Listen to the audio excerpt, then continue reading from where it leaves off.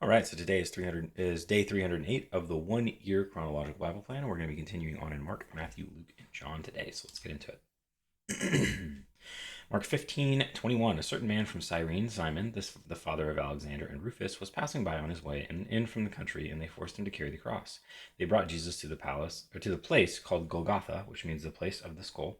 Then they offered him wine mixed with myrrh, but he did not take it, and they crucified him, dividing up his clothes. They cast lots to see what each would get. Matthew 27:32. As they were going out, they met a man from Cyrene named Simon, and they forced him to carry the cross. They came to the place called Golgotha, which means the place of the skull. There they offered Jesus wine to drink mixed with gall, but after tasting it, he refused to drink it. Luke 23:26. As the soldiers led him away, they seized Simon from Cyrene, who was on his way in from the country, and put the cross on him and made him carry it behind Jesus. A large number of people followed him, including women who mourned and wailed for him. Jesus turned and said to them, "Daughters of Jerusalem, do not weep for me. Weep for yourselves and for your children. For the time will come when you will say, 'Blessed are the childless women, the wombs that never bore, and the breasts that never nursed.' Then they will say to the mountains, 'Fall on us,' and to the hills, 'Cover us.' For if people do these things when the tree is green, what will happen when it is dry?" John 19:17. Carrying his own cross, he went out to the place of the skull, which in Aramaic is called Golgotha. Mark 15:25. It was 9 in the morning when they crucified him. The written notice of the charge against him read, "The King of the Jews." They crucified two rebels with him, one on his right and one on his left. Those who passed by hurled insults at him, shaking their heads and saying, "So, you who are going to destroy the temple and build it in 3 days, come down from the cross and save yourself." In the same way, the chief priests and the teachers of the law mocked him among themselves. "He saved others," they said, "but he can't save himself. Let this Messiah, the King of Israel, come down now from the cross, that we may see and believe."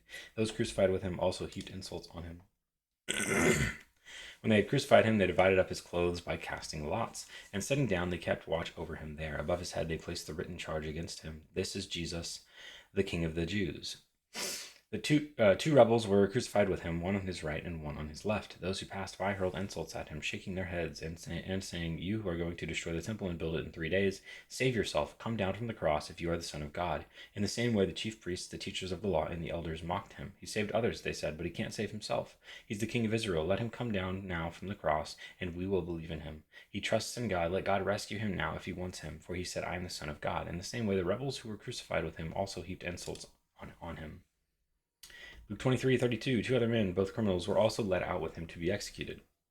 When they came to the place called the Skull, they crucified him there, along with the criminals, one on his right, the other on his left. Jesus said, "Father, forgive them, for they do not know what they are doing." And they divided up his clothes by casting lots. The people stood watching, and the rulers even sneered at him. They said, "He saved others. Let him save himself if he is God's Messiah, the chosen one." The soldiers also came up and mocked him. They offered him wine vinegar and said, "If you are the King of the Jews, save yourself." There is a written notice above him which read, "This is the King of the Jews." One of the criminals who hung there hurled insults at him. "Aren't you the Messiah? Save yourself and us." But the other criminal rebuked him. "Don't you fear God," he said, "since you are under the same sentence. We are punished justly, for we are getting what our deeds deserve. But this man has done nothing wrong." Then he said, "Jesus, remember me when you come into your kingdom." Jesus answered him, "Truly I tell you, today you will be with me in paradise." John 19:18. There they crucified him, and with him two others, one on each side, and Jesus in the middle. Pilate had a notice prepared and fastened to the cross. It read, "Jesus of Nazareth, the King of the Jews." Many of the Jews read this sign, for the place where Jesus was crucified was near the city, and the sign was written in Aramaic, Latin, and Greek. The chief priests of the Jews protested to Pilate, "Do not write the King of the Jews, but that this man claimed to be the King of the Jews, to be King of the Jews." Pilate answered, "What I have written, I have written." When the soldiers crucified Jesus, they took his clothes, dividing them into 4 shares, one for each of them, with the undergarment remaining. This garment was seamless, woven in one piece from top to bottom. "Let's not tear it," they said to one another. "Let's decide by lot who will get it." This happened that the scripture might be fulfilled that said, "They divided my clothes among them and cast lots for my garment." So this is what the soldiers did. Near the cross of Jesus stood his mother's sister, Mary, the wife of Clopas, and Mary Magdalene. When Jesus saw his mother there, and the disciple whom he loved standing nearby, he said to her, "Woman, here is your son," and to the disciple, "Here is your mother." From that time on, this disciple took her into his home. Mark 15:33. At noon, darkness came over the whole land until 3 in the afternoon. And at 3 in the afternoon, Jesus cried out in a loud voice, "Eloi, Eloi, lima sabachthani," which means, my God, why have you forsaken me?" When some of those standing near heard this, they said, "Listen, he's calling Elijah." Someone ran, filled a sponge with wine vinegar, put it on a staff, and offered it to Jesus to drink. "Now leave him alone. Let's see if Elijah comes to take him down," he said. With a loud cry, Jesus breathed his last. The curtain of the temple was torn in two from top to bottom, and when the centurion who stood there in front of Jesus saw how he died, he said, "Surely this man was the Son of God." Some women were watching from a distance. Among them were Mary Magdalene, Mary the mother of James the younger, and of Joseph, and Salome. In Galilee, these women had followed him and cared for his needs. Many other women who had come up with him to Jerusalem were also there. Matthew 27:45, from noon until 3 in the afternoon, darkness came over all the land, and about 3 in the afternoon, Jesus cried out in a loud voice, "Eli, Eli," or "Eli, Eli, lima sabachthani," which means, my God, why have you forsaken me?"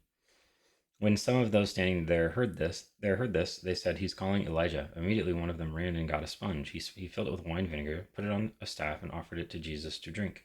The rest said, "Now leave him alone. Let's see if Elijah comes to save him." And when Jesus had cried out again in a loud voice, he gave up his spirit. At that moment, the curtain of the temple was torn in two from top to bottom. The earth shook, the rocks split, and the tombs broke open. The bodies of many holy people who had died were raised to life. They came out of the tombs after Jesus' resurrection and went into the holy city and appeared to many people.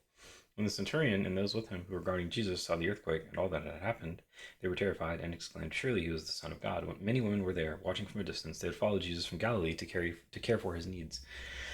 Among them were Mary Magdalene, Mary the mother of James, and Joseph, and the mother of Zebedee's sons. Luke 23:44. It was now about noon, and the darkness came over the whole land until 3 in the afternoon, for the sun stopped shining and the curtain of the temple was torn in two.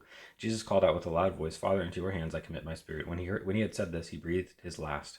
The centurion, seeing what had happened, praised God and said, "Surely this was a righteous man." When all the people who had gathered to witness this sight saw what took place, they beat their breasts and went away. But all those who knew him, including the women who had followed him from Galilee, stood at a distance watching these things. John 19:28. Later, knowing that everything had now been finished, and so that Scripture would be fulfilled, Jesus said, "I am thirsty." A jar of wine vinegar was there, so they soaked a sponge in it, put the sponge on a stalk of the hyssop plant, and lifted it to Jesus' lips. When he had received the drink, Jesus said, "It is finished." With that, he bowed his head and gave up his spirit.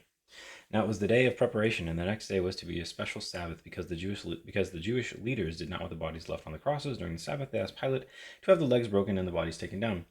The soldiers therefore came and broke the legs of the first man who had been crucified with Jesus, and then those of the other. But when they came to Jesus and found that he was already dead, they did not break his legs.